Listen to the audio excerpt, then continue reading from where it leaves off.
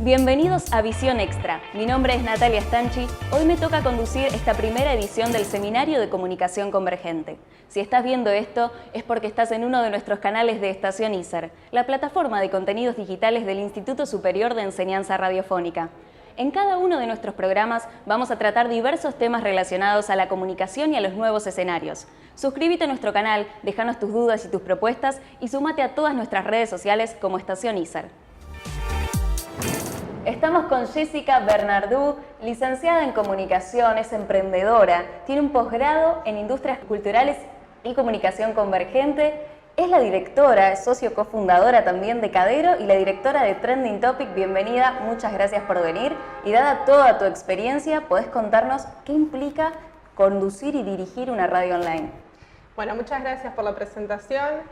Bueno, hay muchos desafíos para emprender en el mundo de la radio online. Uno de ellos es pensar para qué quiero montar una radio y cómo la voy a sostener, más allá de la producción de contenidos y la circulación de estos, y cómo contactar con cada una de esas audiencias. Creo que hoy el mayor desafío para cualquier emprendedor que se inicie en radio online es pensar cómo hacer llegar sus contenidos con la sobreinformación a la que estamos acostumbrados para que realmente esas audiencias hagan crecer nuestras propuestas radiofónicas. Así que bueno, en ese sentido, el desafío es todos los meses, mirando la planilla de codificación, los algoritmos, que es lo que nos arrojan los servidores, para ver cuáles son esos contenidos que pegan mejor y cuáles son los canales por los que distribuimos ese material. Así que pensando en muchas etapas, en el sostenimiento de la radio, en hacer crecer las grillas, y también pensar en que esos contenidos no solo se consuman en Argentina, sino que la magia de la radio online tiene que ver con expandir los mercados como industria de contenidos. Es muy importante pensar que también hacia afuera hay productos marca país que son súper interesantes, podcasts de tango, de arquitectura, cada vez mucho más segmentados y específicos, que en el exterior son muy bien recibidos. Nosotros en el espacio de Cadero, que es la Cámara Argentina de Radios Online, tenemos una plataforma que es la Red Federal de Contenidos Radiofónicos, que a su vez, donde todos los socios cuelgan sus podcasts, sus recortes, sus entrevistas, sus programas, sus micros, a su vez está integrada en una plataforma más grande que es la Red Iberoamericana de Medios Digitales, donde cada país está segmentado de esa manera, aporta contenidos de calidad de su país de origen.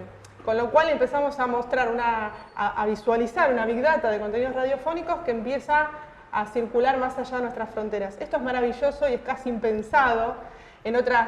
Hace un par de décadas atrás no lo hubiésemos creído posible exportar contenidos, mostrarles al mundo de qué está hablando una radio online en Argentina, en cualquier provincia, no solo en Buenos Aires. Hay propuestas en todo el país de radios online y esto es algo maravilloso. Así que trasciende el emprendimiento personal porque lo pensamos siempre como proyectos individuales pero que están en red. Jessica, ¿y cómo se programa justamente una radio online? En esto que vos hacías referencia, ¿cuál es el contenido que se elige? ¿Cuál es la programación que se pone al aire? En el caso de Trend Topic, como es una radio cultural, lo que tratamos de hacer es una curaduría de contenidos, los temas que nos interesan a nosotros como producciones propias, y aparte convivimos con producciones independientes que se ajustan a la línea del contenido que a nosotros nos parece pertinente. Al ser una radio cultural tenemos la flexibilidad del caso, que es la cultura forma parte de nuestras vidas, desde que nos levantamos hasta que nos acostamos estamos haciendo algún tipo de consumo cultural. Por lo tanto, tratamos de traducirlo eso en los contenidos de nuestra emisora. Obviamente, la característica específica que tienen las radios online es que la grilla es una grilla líquida, no es una grilla programática, lineal, rígida, todo lo contrario. Entonces, nos podemos adaptar mucho más rápido a los gustos, preferencias o deseos de esas audiencias en relación a los temas. Ejemplo, programas de manga, de anime, de cocina, de ciencia, de historia. O sea, cada tema, cada nicho tiene una temática puntual que se dirige a una comunidad específica. Entonces trabajamos más el contenido de la carta, no tan generalista. Esa es una gran distinción también con respecto a las radios sistémicas, ¿no? Que son más generalistas. Una de los portales web, Egos Streaming, hizo una encuesta el año pasado y afirma que hasta el 2017 la radio online crece un 61% respecto de las radios FM, con un gusto en la predilección a la hora de elegir por los temas musicales. Y se da justamente entre mujeres de 20 y 30 años. Esta encuesta, este muestreo, se hizo en Europa, y en Estados Unidos en la zona de habla hispana. Pero afirma que en Latinoamérica no se da así, que en Latinoamérica todavía tenemos tendencia a escuchar la radio en su forma tradicional. ¿Por qué crees que es así? Bueno, en realidad depende de las fuentes de información. Ahí está el modelo europeo, que tiene una tendencia más a la radio en vivo, y el modelo norteamericano, que tiene una tendencia más al consumo diferido o los podcasts. En América Latina está pasando otra cosa que tiene que ver con la necesidad de comunicación y participación en los medios de comunicación, con lo cual, si bien hay un público más grande que sigue consumiendo más tradicionalmente, de hecho hay un estudio del CINCA 2017 que se presentó hace poco, pero que tiene que ver con los consumos del año pasado, que demuestra que hay un promedio de 3 horas y media de consumo de radio en Argentina, en todas sus formas, AM, FM y digital. Entonces, la tendencia es que hay distintos segmentos. En la franja que vos mencionás de 20 a 30, sí hay un consumo vía smartphone de radio, no importa si es AM o FM, lo están consumiendo por el dispositivo móvil. En todo caso, yo haría la otra pregunta, es cómo las radios sistémicas se van a adaptar a la producción de un contenido que se adecue a la plataforma digital y no que replican lo mismo que está pasando en la AM y en la FM. Esos son los nuevos desafíos. Y con respecto al segmento más joven de la población, que es el que menos cercanía tiene con la radio tradicional, porque prácticamente no consume ese tipo de radio, sino plataformas de música, de distribución musical, como decías vos, y mucho podcast. Entonces hay como distintos segmentos con consumos diferenciados. En Argentina está pasando algo diferente al resto de la región que tiene que ver con la distribución de la conectividad, con la renovación del parque tecnológico con los smartphones, el crecimiento, el consumo, pero en ascenso exponencial de las redes sociales. Todo eso va dinamizando a la industria y eso es lo que incide en cómo te llega o cuándo te llega ese contenido para contactarte. Así que es un poco de todo. Al tener en cuenta esto que nos estás mencionando, que habla del cambio de consumo, y la manera de que cada uno va escuchando radio de distintos formatos en el ámbito digital. Entonces la pregunta es, ¿qué modelos existen para uno que va a emprender poder adaptarse a este mercado digital? Bueno, hay diferentes modelos de radios online, nosotros en la cámara lo tenemos sistematizado, eso están las radios multimedia, las que tienen algún principio transmedia, todavía no encontramos el caso, pero hay varios que tienen por lo menos el principio transmedia, las radios tradicionales solo de audio. Lo que sí vemos es una creciente tendencia a que la radio se vea, esta cuestión de en las redes sociales, en las propias páginas web, o sea, una tendencia a que la radio sea más visual que sonora. Entonces también esto es un desafío para los que van a emprender, elegir cuál es ese modelo o cuáles son las mixturas, porque a veces el caso de Trend Topic, por ejemplo, es una radio multimedia que en algunos programas se enciende la cámara y en otros no, depende del uso, si está justificado, digamos, el concepto de encender o no la cámara. De todas maneras, no sé si es un consejo, pero sí yo tendría muy en cuenta a la hora de pensar en montar una radio online, además de sostenerla y pensar los contenidos, es ir a buscar esas audiencias. ¿Cuál va a ser mi estrategia para contactarlos? Es muy difícil en el mundo de Google, donde hay mucha información y donde hay mucha oferta, hay un problema de sobreoferta de contenidos, cómo encontrar a nuestras audiencias. Así que eso es un trabajo más de etnografía, te diría, ir a buscar esa huella digital para lograr convocar el interés de esa audiencia. Y para el que va a emprender, ¿no?, que tiene que tener en cuenta todo lo que vos estás mencionando, también hay que pensar, ¿no?, que este producto tiene que ser, puede ser, depende de lo que quiera cada uno, ¿no?, pero puede ser redituable, que sea escalable, y eso tiene que ver con la sustentabilidad económica que este proyecto te permita. ¿Cómo, por ejemplo, cada modelo, o si quieres mencionar alguno, cómo es posible que se puedan sostener económicamente? Bueno, en el caso de las radios que tienen fines de lucro, concretamente tienen que ver con ingresos publicitarios, con espacios de programación, con subsidios o con alguna manera no tradicional donde un anunciante puede participar de esa emisora, que a veces tiene que ver con un aporte societario. En el caso de las radios que no tienen fines de lucro se sostienen de otra manera, por subsidios y demás. Así que hay como distintas maneras de pensarlo. Igual, insisto, hay muchas radios que mezclan esas tres componentes y lo logran. Entonces hay que pensar bien en la etapa inicial, no cuando ya está arrancado el modelo. En la etapa inicial, bueno, ¿cuál va a ser mi modelo? ¿Cómo me voy a sostener? ¿Cuánto tiempo podría durar al aire hasta que pase eso? Que a veces es una pregunta básica, pero en los diagnósticos cuando los socios... cuando las radios se quieren asociar a Cadero tienen que pasar una serie de requisitos y una de las preguntas básicas son estas. Bueno, ¿qué quieres hacer con la radio? ¿Cuál es tu propuesta de comunicación? ¿Cómo te ves de acá a un año?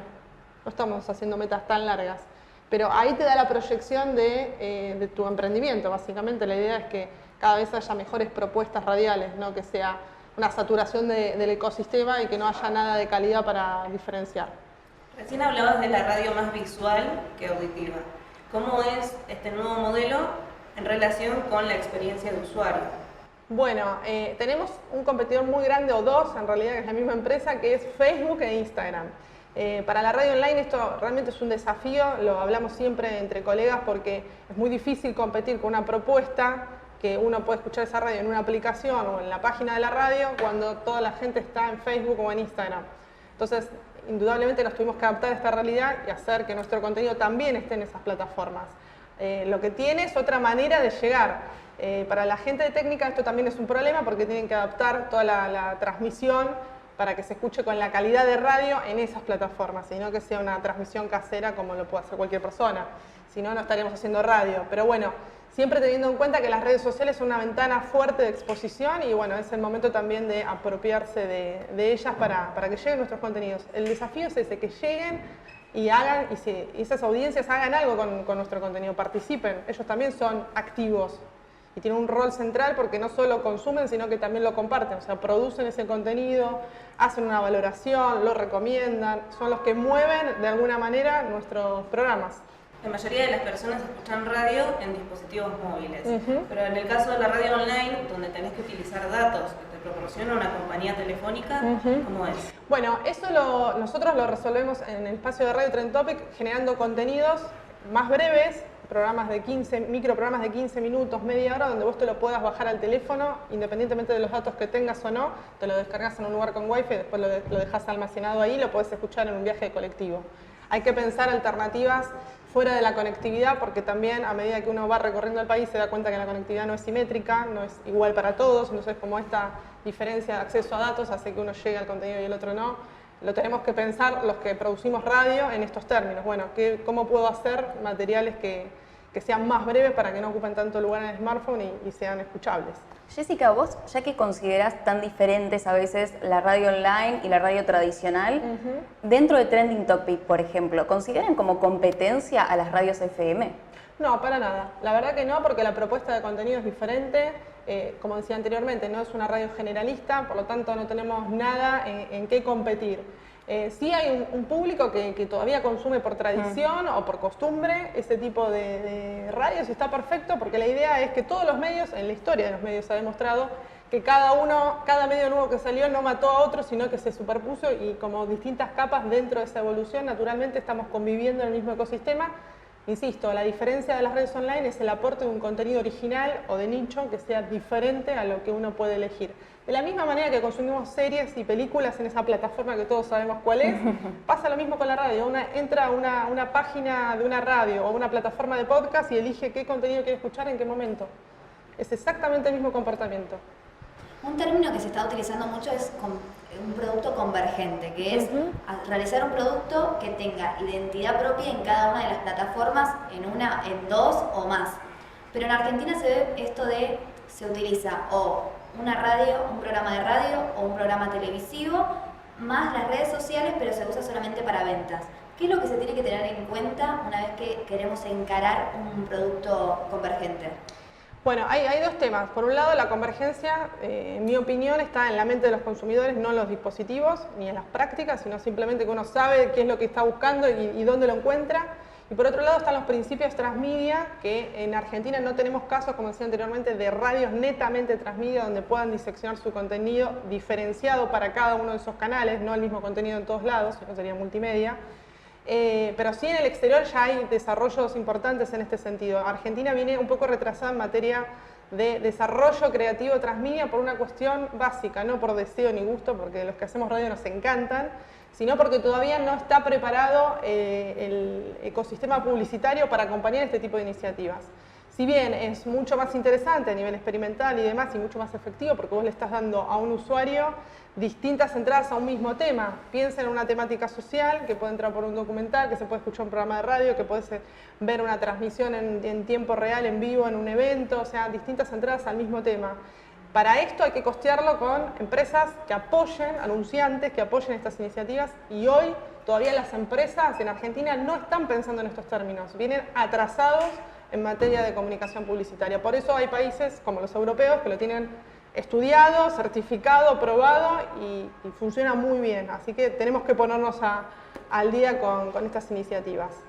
Como buscamos los nichos para los públicos, digo, también deberíamos buscar estos nichos para, mira, este es mi público, este es un público determinado que yo sé que le gusta, por ejemplo, la pesca, y entonces buscar las empresas para hacer atractivo el producto, para que ellas quieran publicitar en nuestra radio o en nuestro producto. Sí, lamentablemente todavía no hay un tiempo de maduración en los anunciantes para entender que eso les genera un valor agregado a sus marcas, pensar ese tipo de proyectos. Ojalá que en el corto plazo se den cuenta o se actualicen y vean que esto es una verdadera oportunidad de acompañar proyectos creativos con principios transmedia, donde también su marca está siendo embajadora de un tema que es de interés social. Así que ese es el desafío de lo que se viene en los próximos años.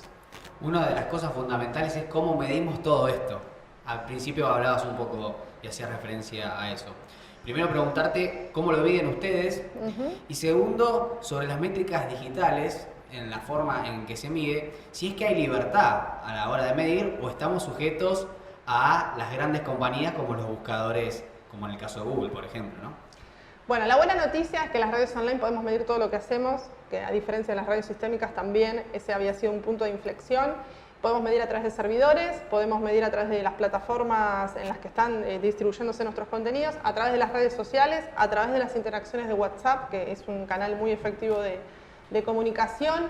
La mala noticia es que volvemos al gigante tecnológico, que es en definitiva quien deriva el tráfico de datos. Así que de eso no vamos a estar exentos, pero sí tenemos algunos datos, más allá de lo cualitativo, que es muchísimo. Sabemos qué tipo de persona nos escucha, dónde está, qué tipo de celular o tecnología utilizó para acceder a nuestro contenido, dónde está localizado. Toda esa información blanda está, que es el perfil cualitativo de nuestro consumidor, de nuestro prosumidor. La información dura dependemos de las empresas de conectividad, por un lado, que son las que proveen el ancho de banda, y por otro lado en la plataforma, en la gran plataforma del algoritmo mágico, es donde tendríamos que pensar, bueno, si confiamos o no en esos datos, pero no deja de ser él quien lo provee. Así que, en definitiva, quien toma decisiones en compra de publicidad, por ejemplo, que sería, me imagino, una persona que quisiera saber cuáles son los datos de audiencia de una emisora, tienen que confiar en el señor que distribuye los datos que nos excede plenamente. Pero es un índice de confianza, lo mismo. Si uno entiende el contenido y quiénes siguen ese contenido, puede dimensionar esa propuesta. No vamos a la cantidad, sino a la calidad. ¿Cómo está compuesta esa audiencia? ¿Quiénes son? ¿Qué quieren hacer? ¿Contacta con el perfil de mi marca o no tiene nada que ver? Si uno tiene ese muestreo, tranquilamente puede acompañar ese proyecto. Si no, si busca cantidad, estas son pequeñas minorías consumiendo contenidos. No estamos más en la era de la comunicación masiva en términos de audiencia. Algo ya nos mencionaste, pero estamos en una época donde se siguen consumiendo muchos medios tradicionales y están apareciendo nuevos medios en este ecosistema de medios. ¿Qué rol ocupa la radio online tanto en Argentina, en esta situación actual que estamos viviendo, y en el mundo, si es distinto o no? Bueno, un poco como lo comenté anteriormente, los nuevos medios en Argentina, no solo están las radios online, sino también todos los medios digitales. Estamos viendo una explosión, realmente nosotros en la Cámara notamos que mes a mes hay nuevas propuestas, gente que se inicia en el emprendimiento de las radios online. Esto es, por un lado, alentador porque vemos que hay, digamos, propuestas y distintas voces para darle color a sus proyectos. Nos preocupa su etapa de crecimiento, que pasen sus 90 días críticos para ver si están en condiciones de continuar o no. A veces se toma la decisión de dejarlo ahí, pero realmente hay propuestas de calidad muy interesantes que merecen ser conocidas no solo por los argentinos, sino también por el resto de los países. Repito, el corazón de la radio online es la producción de ese contenido y la manera de hacerlo circular. Hay cosas que están pasando muy buenas y que no tienen la visibilidad de un producto masivo, pero que está a la altura o más de un producto que ya está instalado. Así que hay que dar la oportunidad también a los que apadrinan, los anunciantes, los que todavía no están integrados netamente al concepto de los nuevos medios, que busquen esos contenidos que están ahí, que acompañen los proyectos, que los hagan crecer, porque también en un ciclo de podcast puede tener, no sé, un montón de temporadas. Uno arranca con un proyecto mínimo, decir, bueno, un ciclo son 12 episodios, listo, hago segunda temporada, tercera temporada. Se puede pensar de esa manera. ¿Y por qué crees que no tienen visibilidad esos contenidos? Y porque estamos en una era donde la sobreinformación invadió todo. Estamos todo el día contaminados con datos, con información. Necesitamos ser relevantes y pertinentes para que ese contenido se destaque dentro de esa marea de información. ese es un desafío muy importante, no solo para las radios, sino para todos los que trabajan en comunicación. Jessica, y vos hablabas de darle importancia a los anunciantes. Hay ciertos comunicólogos que al hablar del futuro de una radio online, de productos online, hablan de que tal vez los anunciantes empiecen a quedar en segundo plano y el futuro sean las suscripciones. ¿Cuál es tu opinión al respecto? Son modelos diferentes. Yo lo que hacía referencia con respecto a los anunciantes es que todavía no están maduros para acompañar proyectos transmedia puntualmente, que es lo más innovador que nosotros estamos viendo en estos tiempos. La suscripción en el modelo que ya conocemos de Internet funciona hasta ahí. Nuestra idea es abrir los contenidos, no limitarlos a una suscripción. Si no sería como muy aburrido que eso ocurra, porque sería limitarnos en vez de expandirnos, que ese es el propósito de las propuestas de radios online. Tal cual. Y me quedo con muchas frases de las que has dicho, pero también me interesa mucho tu opinión, ya que tenés tanta experiencia en radio y hablábamos de este ecosistema de medios. Hay gente que sostiene que tal vez en un futuro la radio tradicional pueda llegar a ser únicamente musical. De hecho, ha pasado hace poco con una radio muy conocida que se transforma a algo meramente musical y los contenidos de nicho van a estar de manera online. ¿Cuál es tu opinión al respecto sobre esto? No, para mí la radio tiene que seguir siendo, cambien las tecnologías y los soportes, tiene que seguir siendo una persona contactando o un grupo de personas teniendo una propuesta de comunicación para contactar esas audiencias. Una propuesta musical, hoy tenemos plataformas que ya nos resuelven eso, no agrega valor, no es motivo suficiente para decirse que eso es una radio. El apagón tecnológico también ya en los países nórdicos está aplicado. Hay toda una tendencia mundial ya que la radio va a ir hacia lo digital. Será una cuestión de adaptación más temprano o tarde, pero va por ahí. La propuesta siempre tiene que ver con un mensaje para compartir con una audiencia. Así que larga vida a la radio, no solo que no me parece que ese modelo vaya a funcionar. Bien. Para finalizar, tengo que preguntarte, para vos, ¿el futuro de todos los contenidos es sí o sí convergente? Para mí sí. Netamente, netamente. Excelente. Bueno, muchas gracias Jessica por venir. Absolutamente increíble toda la experiencia que tenés en cuanto a la radio online, a la convergencia, a la comunicación. Te agradecemos mucho por venir a Visión Extra y nosotros nos encontramos en la próxima edición.